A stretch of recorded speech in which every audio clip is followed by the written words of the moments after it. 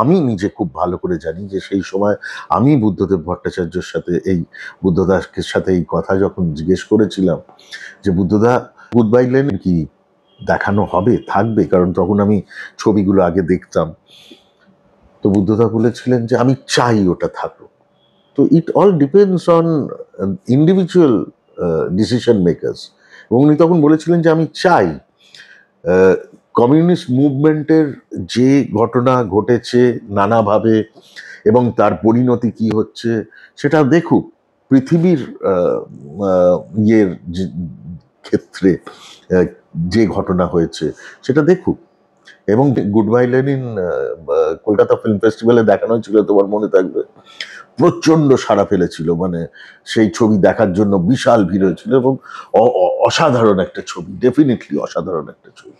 ছবির শুরু হচ্ছে যে লেনিনের মূর্তি ভেঙে পড়ছে।